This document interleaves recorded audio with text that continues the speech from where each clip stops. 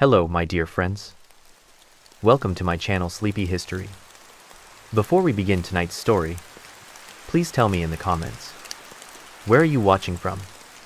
And what time is it there right now? I love seeing sleepy souls from all around the world. And hey, don't forget to like the video, subscribe if you haven't already, and leave a little comment, even emoji, to let me know you're here. Now, let your body relax. Lie down on your bed. Turn off the lights.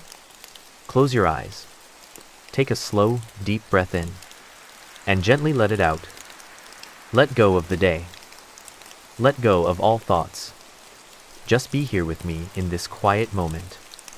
And as we begin tonight's journey into history, let your mind drift. Let your body rest. And slowly, gently, fall asleep with the story. Hello, listener. Tonight, we light a single flame. A flicker of gold in the Roman dusk. And through its soft glow, we find a man. Otho, Emperor of Rome, for but a moment. He rose like dawn over broken marble, wounded by love, drawn by power, and vanished before the world could remember his name. Yet, the dust of his story still swirls in moonlight, in palaces lost, in mirrors cracked, in scrolls forgotten. Come closer now. We begin. In the fading light of April 28, in the year 32 CE, beneath the colonnades of Ferentinum, a quiet town northeast of Rome, a cry broke through the Roman dusk. That cry belonged to Marcus Salvius Otho, born to the noble Salvia gens. His father, Lucius Otho, was a stern senator close to Emperor Tiberius, feared and respected. His mother, Albia Terentia, was whispered to be soft-eyed and deeply pious, cloaked more in silence than in silk. Though not born within Rome's beating marble heart, Otho entered life already beneath the empire's shadow, his cradle carved from duty, lineage, and looming expectations. His family bore the weight of Roman tradition. The Othons were no strangers to power, but never had they borne the purple. As an infant, Otho's world shimmered with columns and oil lamps, ink-stained scrolls, and the scent of fig trees curling through villa gardens. His earliest memories were shaped in the flicker of candlelight, of statues with hollow eyes, tutors in solemn tones, and a father whose love was measured in discipline. They called him clever, too clever even then. He listened before he spoke, observed before he acted. The servants whispered that he was born to walk in shadows, not sunlight. And yet, in his tiny chest beat a heart both wild and wistful. The empire had marked him, but not yet claimed him. As Otho grew, so too did the shadows around him. From the age of 6, he walked among men whose names were etched into history: senators, magistrates, and scholars who spoke of destiny like it was a weight to be carried, not a dream to be held. In Rome, where his family moved shortly after his birth, he was educated in the domus of the elite. He read Cicero and Virgil before he could recite his own prayers. But his heart belonged more to the drama of men than the wisdom of books. Tutors called him quick-witted, impulsive, and disturbingly charming. He had a gift dangerous in Rome for making others believe in him. Still, he was not beloved. His father's favor leaned toward strictness, never affection. His mother faded from his life like incense smoke, gentle, distant, and finally gone. Some said she died early, others that she simply retreated into temple rites. Her absence left a silence that even the great marble halls of Rome could not fill. And so Otho learned to speak the language of masks, when to smile, when to kneel, when to draw back the dagger before it is seen. His friendships were chosen with care, often older boys of senatorial rank, sons of ambition, and eventually, of emperors. The boy, once born in a small villa, now walked beneath the great dome of Jupiter, where every prayer was a performance. Even then, he began to hunger, not for justice, but for place.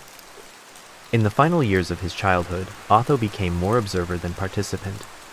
He attended rituals, watched gladiatorial games, memorized names of gods and generals. But while other boys dreamed of heroism, Otho studied people. He learned how the praetors argued, how the emperors lied, how the people cried out for bread with one hand and blood with the other. It was said that he could remember the names of every senator who ever crossed his father's threshold and recall the tilt of their voice when they lied. He began keeping small tablets under his bed, not of prayers, but of debts, names, betrayals. Even as a boy, he was already preparing. And though he smiled often, laughed with ease, there was something about him, a sorrow behind the eyes, a knowing too ancient for his age. The empire loomed above him, its domes and politics vast and godlike.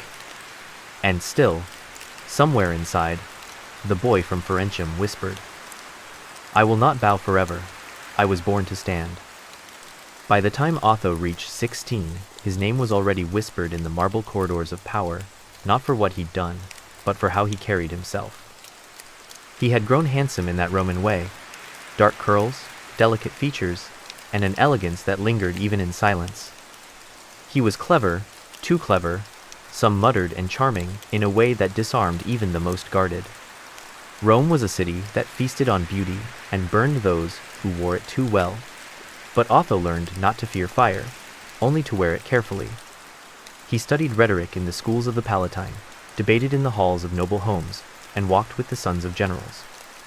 His tutors trained him in law and logic, but his real education came from banquets and gardens, from lovers and liars. He learned how words could wound more deeply than swords. He watched, always, how senators flattered, how slaves listened, how women wielded silence like a dagger. Otho's closest companion in youth was a boy named Titus Flavius Sabinus, nephew of the future emperor Vespasian. Together, they ran through Rome like whispered omens, Sabinus ever cautious, Otho ever daring. It was Sabinus who once said, half in jest and half in warning, "You walk as if the gods owe you something." And Otho, smiling faintly, replied, "They do." But beneath the confidence was longing. He missed the soft, vanishing warmth of his mother. He resented the cold pride of his father. He envied those born with love, not just legacy. In every mirror, he practiced the face of a prince. But inside, he remained a boy trying to earn his place. It was in these years, his late teens, that Otho first tasted real danger. Not the danger of sword or trial, but of the heart. He fell into affairs like a moth into flame, beginning with noble daughters and courtesans, but eventually, fatally, falling for a woman whose beauty was matched only by her cunning. Her name was Poppaea Sabina. Poppaea, already married twice and famed for her wit and golden hair, drew suitors like bees to ambrosia. But with Otho, something else bloomed, a twisted, tender bond. They became inseparable. Rome watched, bemused, then scandalized. Lucius Otho, his father, called it an insult to dignity. Poppaea's former husbands spat curses into wine. But Otho did not care. He paraded her through Rome like a crown. They hosted feasts of perfume and poetry, offered prayers to Venus in private shrines, and whispered of escape from the chains of tradition. He believed it was love. She saw something else, a stepping stone. Because Poppaea was also close to someone far more dangerous, Nero, the emperor himself. And Nero, in time, turned his eyes from power to desire, and then from desire to jealousy. Otho, young and blind with emotion, did not see it coming. The affair cost him his standing, and nearly his life. But what it gave him, what it carved into his soul, was a lesson Rome never teaches gently.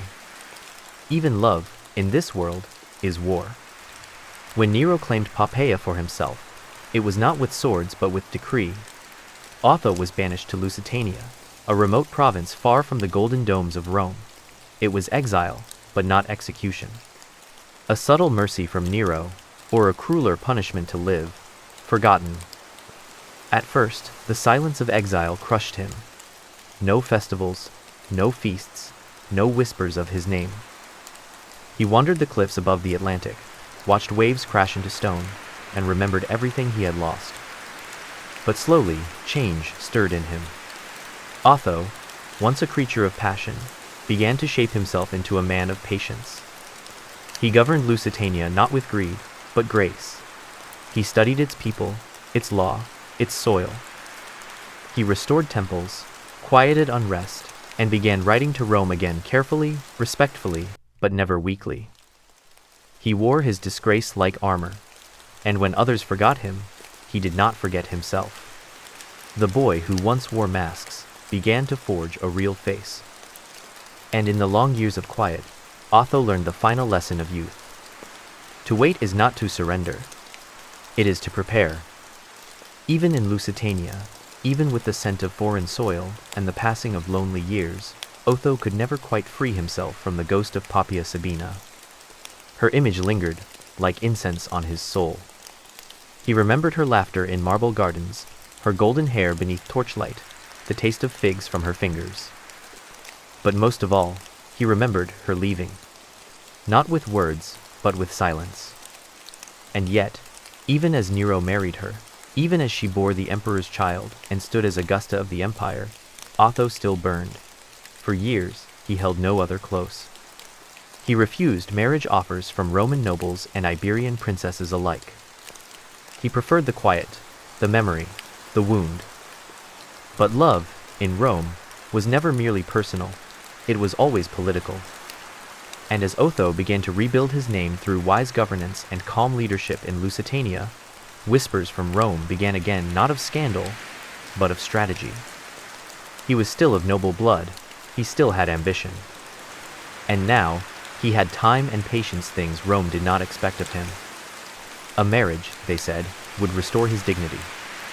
A union would position him once again in the orbit of emperors. So Otho, sighing like a man waking from a dream, agreed to wed. Her name was Statilia Messalina, young, beautiful, noble, and safe.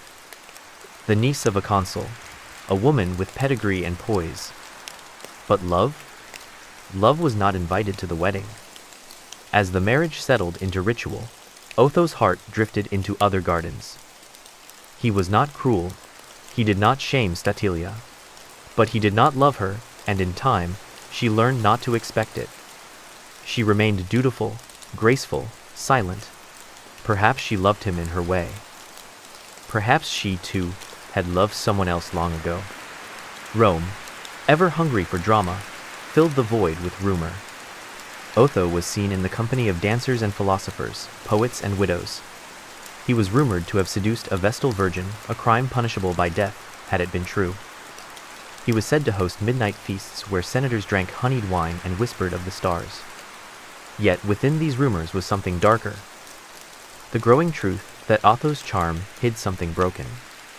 That even pleasure could not satisfy what loss had left behind.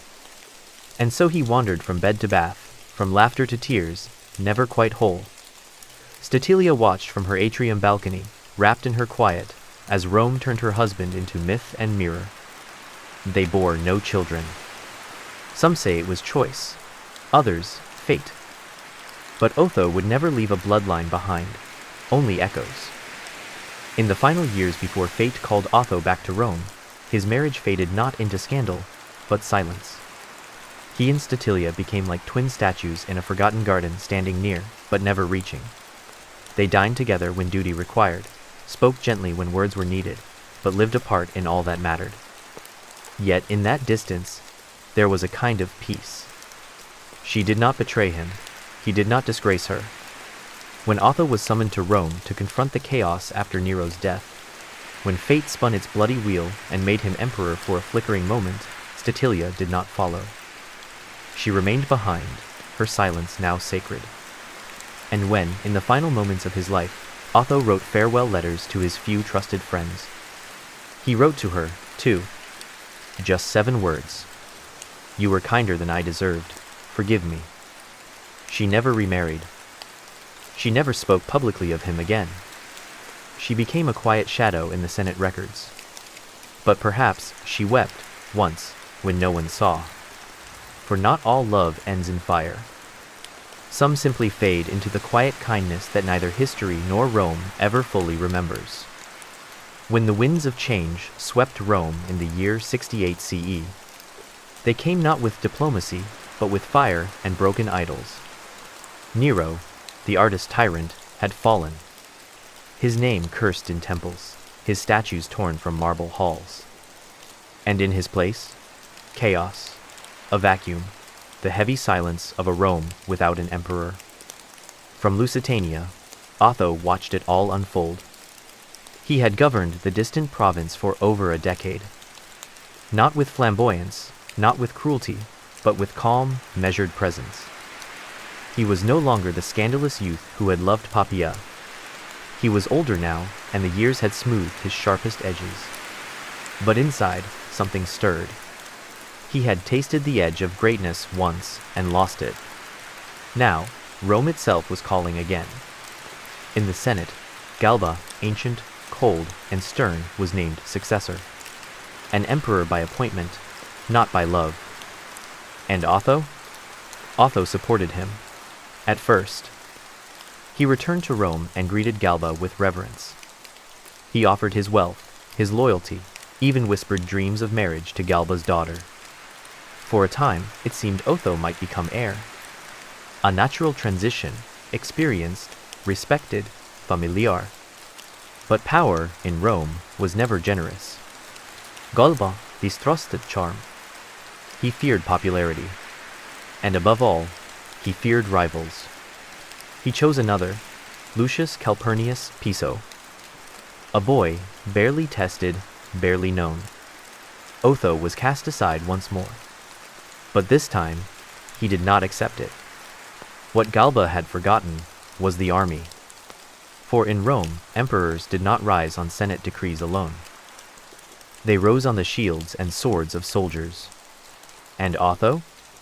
Otho had always been a soldier's man. He drank with the legionnaires. He walked among the barracks without fanfare. He remembered names, shared spoils, gave respect. So when the Praetorian Guard, those iron-clad shadows of the palace, grew disillusioned with Galba's tight fists and cold silences, they turned to Otho, in quiet oaths. He did not ask them to rebel, not at first. But a whisper grew. A whisper that said, Otho will reward us. Otho remembers. A whisper that said, Otho can rule. And in January of 69 CE, that whisper turned into thunder. Before dawn, Otho met with his closest officers in a temple of Apollo. They knelt before him not with incense, but with daggers. They swore allegiance. They marched to the forum. Galba, aged and betrayed, was seized in the street. He cried out for mercy, not for himself, but for Rome. But mercy was no longer emperor. By noon, Galba's head was mounted on a spear, and Otho, dressed in armor, not robes, was declared the new emperor of Rome. And so, Otho became emperor, not by blood, not by lineage, but by daring, by decision, by stepping into the void where others trembled. He sat upon the throne only hours after Galba's death, still wearing armor, still smelling of smoke and iron. Rome held its breath. The Senate, spineless and scared, confirmed his title. The people, tired of instability, welcomed the order. But peace was not Otho's to enjoy. For in Germania, a new challenger rose. Marcus Salvius Otho, a general beloved by the Rhine legions. He, too, had been declared emperor. And he was marching. Otho had seized the city. But the empire was far from his grasp. Still, in those first days, he tried to rule with honor. He restored Nero's old tax reforms. He offered clemency to Galba's allies. He tried truly to be just. But the laurel on his brow began to burn. At night, he could not sleep. He walked the gardens alone, speaking softly to the statues of old emperors. He asked them, in silence, how to lead without blood. They never answered. Even before the laurel had warmed Otho's brow, the north rumbled with defiance. From the provinces of Germania, inferior and superior, a name echoed like thunder across the Alps: Aulus Vitellius. A man bloated with vice, yet beloved by soldiers. Coarse in speech, unfit for court. But in the freezing camps of the Rhine, He was one of them, one of the legion. In December of 68 CE, those legions hailed him as emperor. Without Senate approval, without Rome's blessing. It was not politics, it was muscle, it was loyalty. Vitellius sat still while others marched in his name. Two generals, Caecina and Valens, took the standard and crossed into Italy. 30,000 hardened veterans beneath them. Rome would bleed again. Otho, crowned by coup and surrounded by uncertainty, now faced a choice. Negotiate or strike. He chose speed. He chose war. Messengers galloped from Rome to southern Gaul and Dalmatia. New legions were raised, veterans recalled. The Praetorian Guard, better suited to palace whispers, now polished their swords for open battle. Otho's soul was torn. He did not thirst for blood. He still believed peace might rise from a firm hand and calm words. But Rome was not built on peace. Rome demanded spectacle. And so, the march began. April 69 CE. The plain near the village of Bedriacum, between the ancient roads of Cremona and Verona, became a crucible not of empire, but of destiny. Otho's army arrived first. Fresh recruits, elite guard, eastern auxiliary. Tired from marching, nervous from rumor. They waited. Then, they advanced too soon. Before reinforcements could arrive from Dalmatia, Otho's generals, pressured by impatience and overconfidence, moved against Valens and Caecina. What followed was a slaughter in 3 acts. The legions clashed beneath a gray sky. Shields thundered. Arrows blotted out the sun. Roman fought Roman not with hate, but with orders. In the heat of battle, confusion reigned.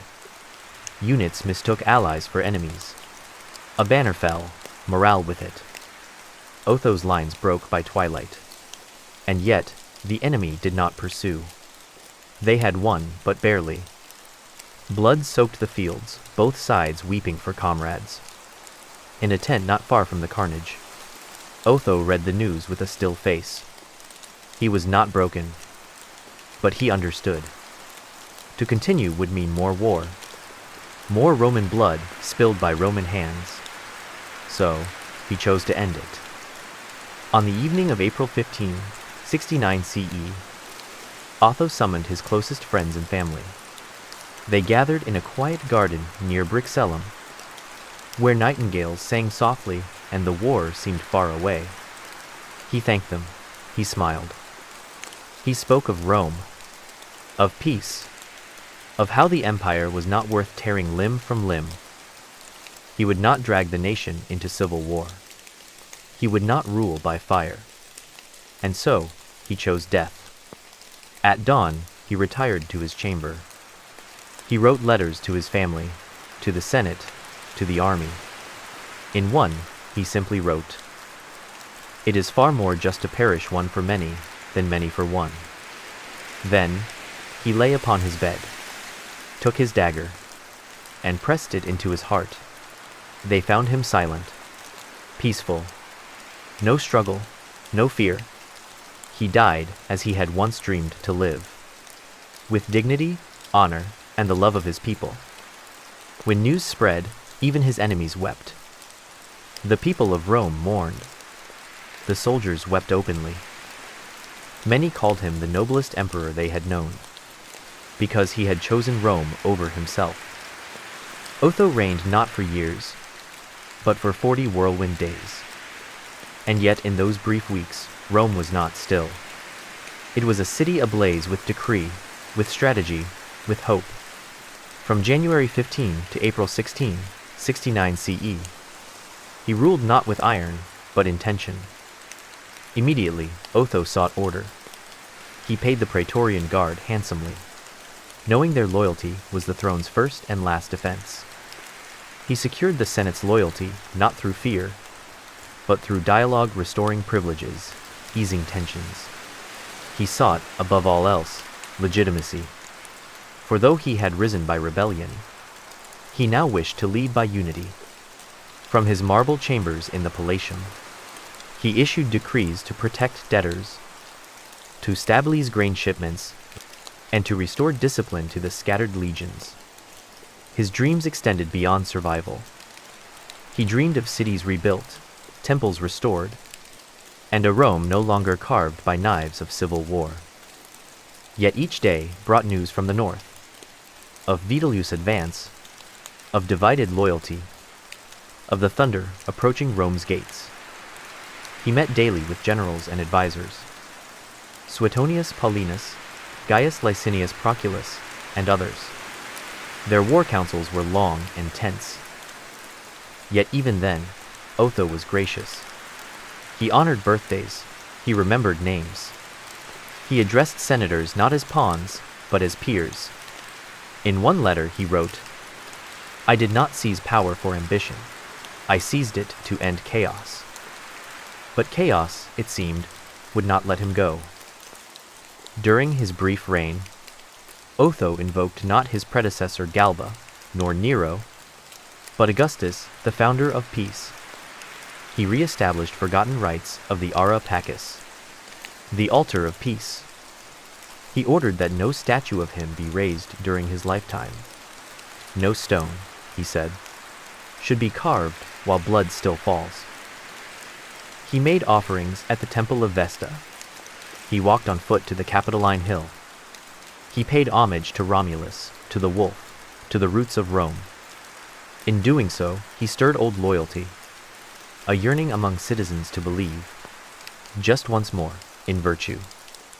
Architecturally, he ordered the restoration of fire-damaged basilicas.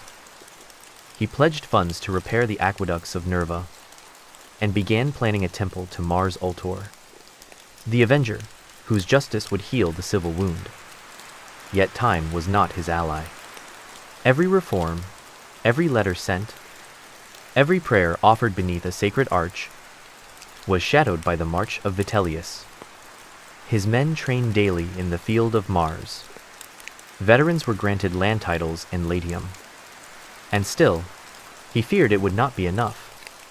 Not because of weakness, but because fate itself seemed bitter toward the dreamers. He wrote in his private journal, "Augustus had years to craft peace. I am given weeks."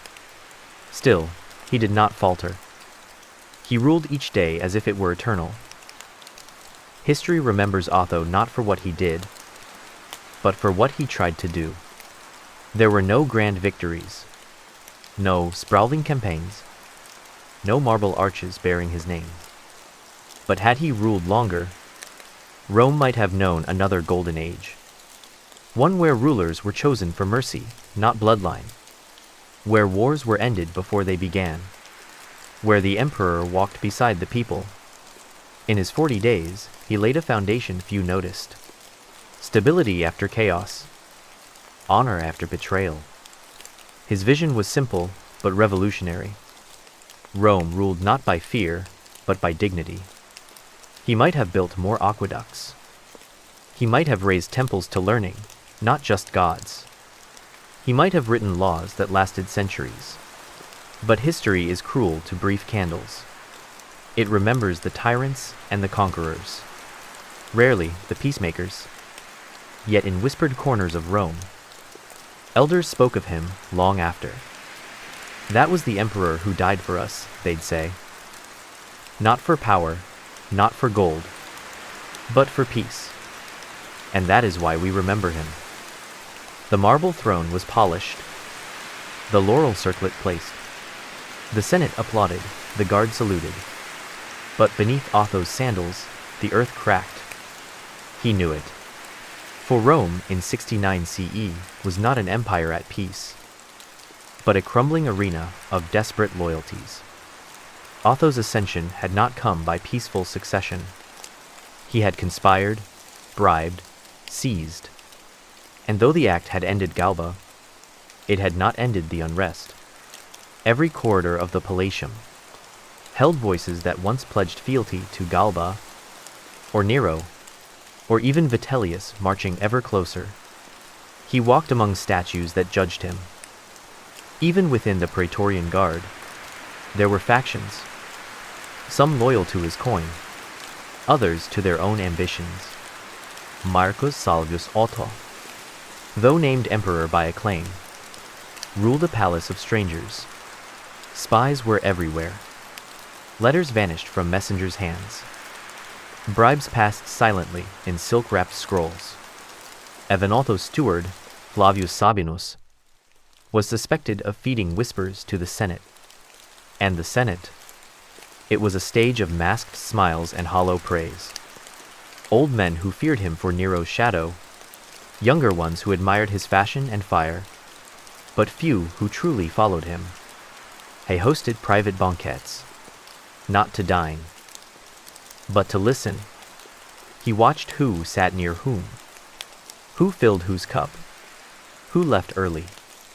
He slept little, walked alone at midnight, and once confided to a friend, "They honor me as if I were already dead."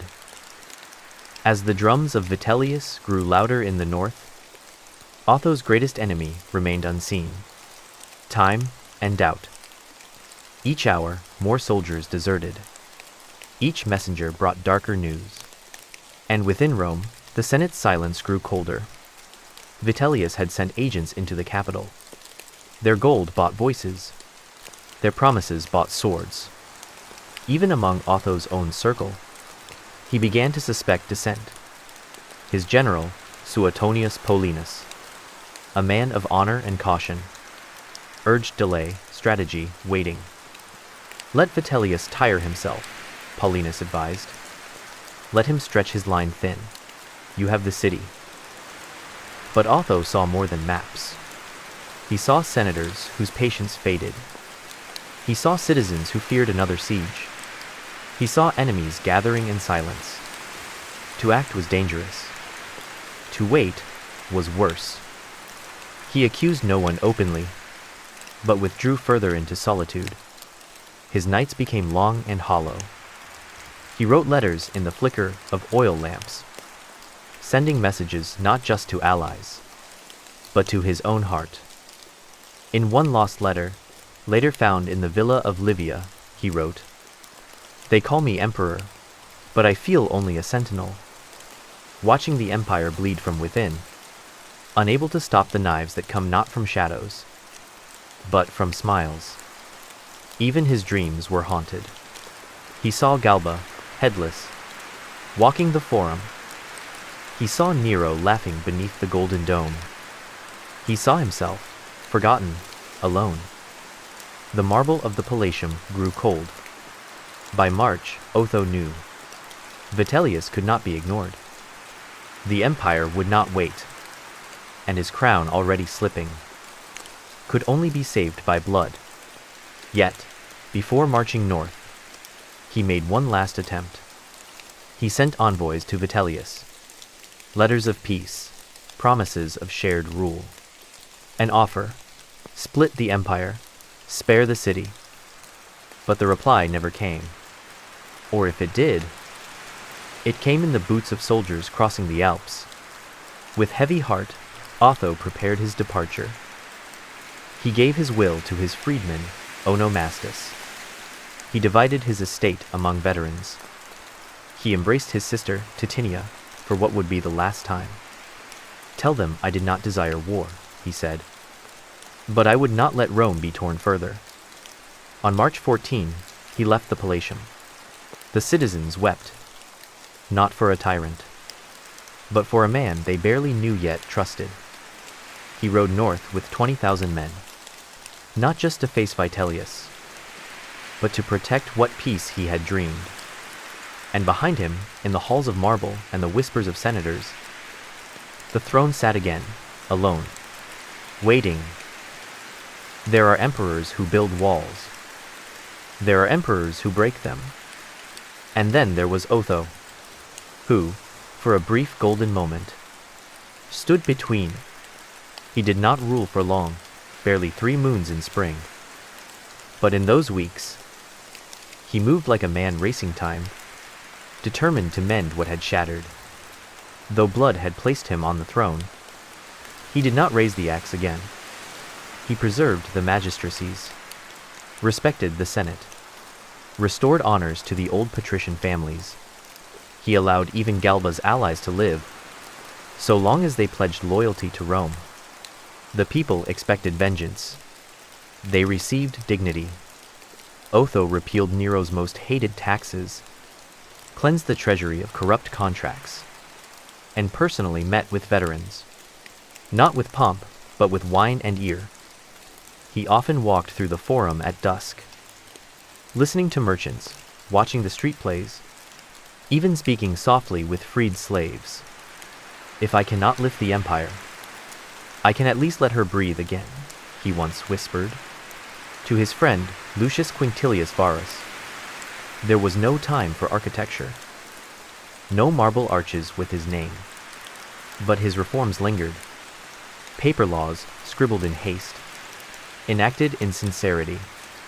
He enacted a decree to protect newly freed slaves from re-enslavement by deceit, a quiet victory for Rome's forgotten.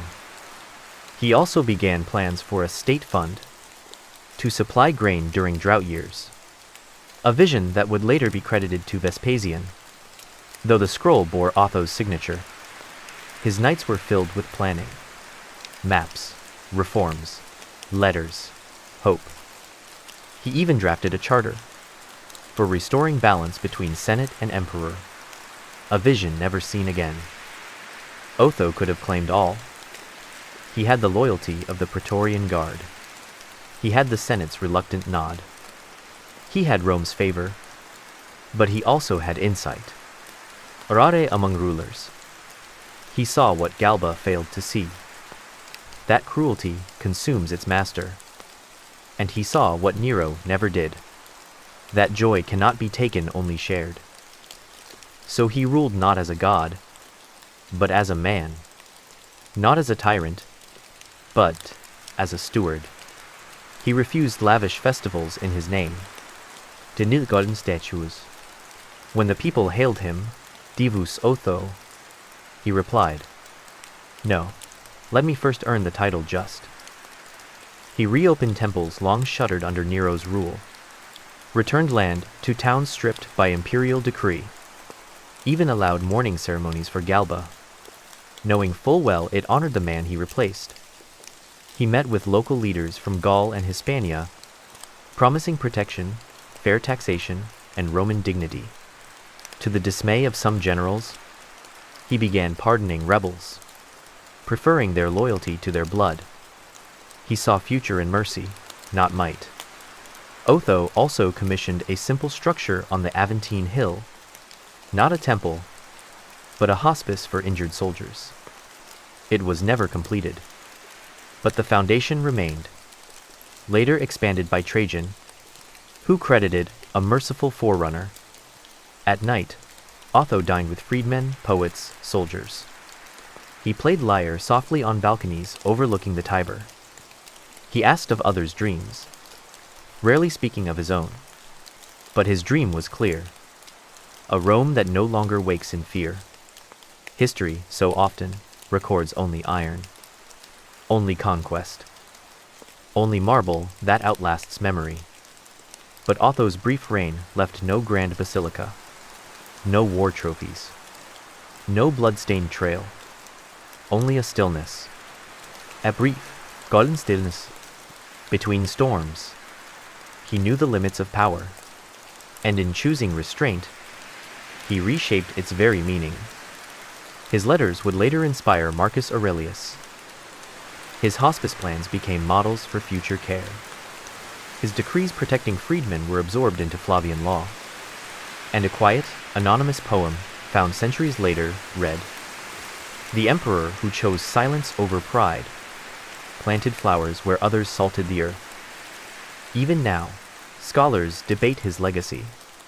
Was he weak or wise? Did he flee war or end it? But those who stood in Rome, in that brief peace between tyrants, remember him not as a warrior, but as a man who tried, a dreamer in a Wolfstein, a flicker of grace in a cruel age. And perhaps that is legacy enough. The year is 69 AD, the year of the 4 emperors, and Rome is cracking beneath its own weight. After Nero's fall, chaos erupted. Galba was butchered in the Forum. Otho took the purple in blood in haste.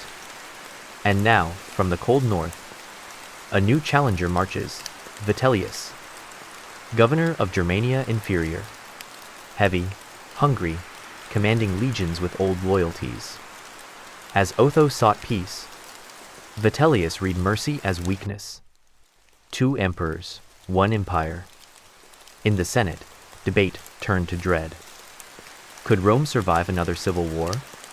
Otho did not want battle, but neither could he yield. He gathered his legions in haste, leaving Rome behind in early spring.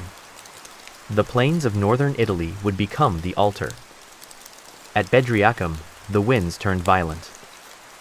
His generals urged caution.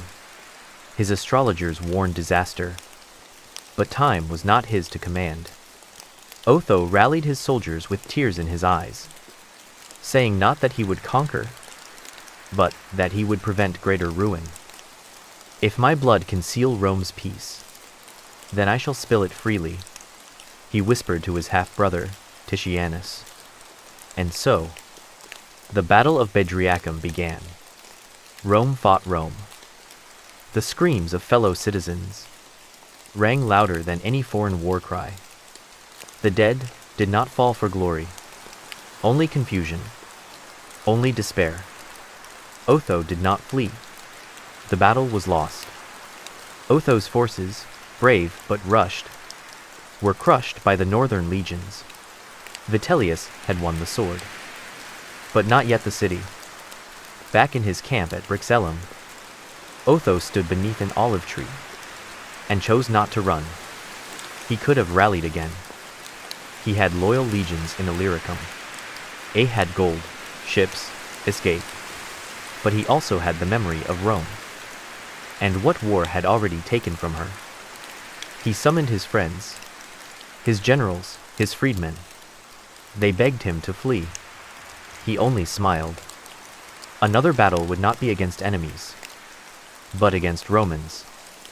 That night, he wrote letters to his family, to the Senate, to Vitellius. He asked only that the killing stop. Then, after quiet words to his household, he retired to his chamber. He did not pace. He did not cry. He took up his dagger and did what emperors do not do. He died not for ambition, but for peace. He fell asleep beside a statue of Minerva. In the morning, they found him still, with only a faint mark at his heart, and a clean robe beneath his head. The empire stood still. When news of Otho's death reached Rome, there was no cheer, only stunned quiet. Even his enemies whispered, "He died like a Roman." Vitellius, victorious, ordered that Otho be buried with honors. The soldiers who fought against him shed tears at his bier. In the small town of Brixellum, they laid him beneath olive trees, not in marble, but in earth. No golden tomb, no divine rites, just silence and birdsong. His final letter was read to the Senate. Even the most cynical among them paused when they heard, "May this hand, in death, do more for Rome than it ever did in power." Otho's legacy is soft, but it is strong. His reforms lived on, echoed in the reigns of wiser emperors. His restraint taught power its limits. In a time when emperors seized, he gave, and in giving all, he preserved something no sword ever could. Rome's Sul. Rome did not build statues to Otho in his time. No arches bore his triumph. No coins cried his name for long. But something stranger happened instead. The people remembered him, not as a conqueror, not as a god, but as a man who stepped away from the storm. In the following months, Vitellius ruled, then fell violently to Vespasian's rising tide. The year of the 4 emperors ended. But Otho's sacrifice shimmered like a lantern in the dark. Vespasian, practical, wise, restored order and honored Otho's final act. A modest tomb was erected near Brixellum, simple, fragrant with cypress, inscribed not with imperial titles, but with one phrase, "To the man who gave Rome a breath of peace." In years that followed, his name appeared in histories with reverence. Tacitus, the stoic voice of Rome's soul, spoke kindly of him. A noble end, worthy of the noblest age, he wrote, and those words would echo down centuries. His family line faded quietly. No heirs, no dynasty. But Otho's story was whispered in marble halls, retold by mothers to sons, scribbled in dusty scrolls. He became something more than a name, a leçon, not in glory, but in mercy. Génération passed. Rome rose, fell, rose again. Emperors came and went, some cruel, some kind, but few remembered for how they ended their reign. And yet, the memory of Otho lingered. In the eastern provinces, his name was kept alive in whispered philosophies.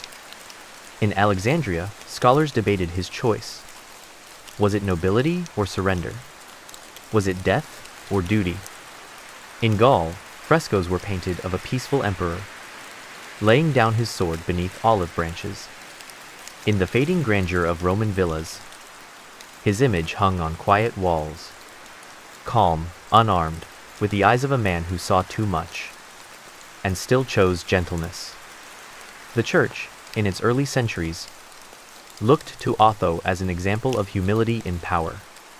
In medieval scrolls, his story was retold, not as myth, but as a parable. The emperor who refused to fight his own. Even in the Renaissance, when Rome's broken stones inspired new dreams, artists found his face again, in cracked marble heads and forgotten inscriptions.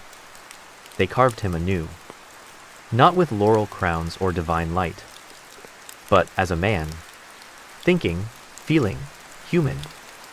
And the story they painted was always the same.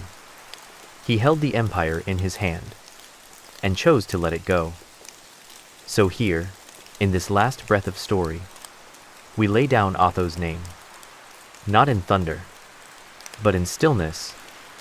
He ruled for just 3 months, 87 days, and yet, those quiet days echo deeper than decades of war. He walked the marble halls. He faced rebellion. He stared into the face of civil war and turned away, not in cowardice, but in love for what Rome might still become. He did not win. He did not live to see peace bloom, but he gave the seed, and from it, emperors wiser than he would one day rule. He never married again.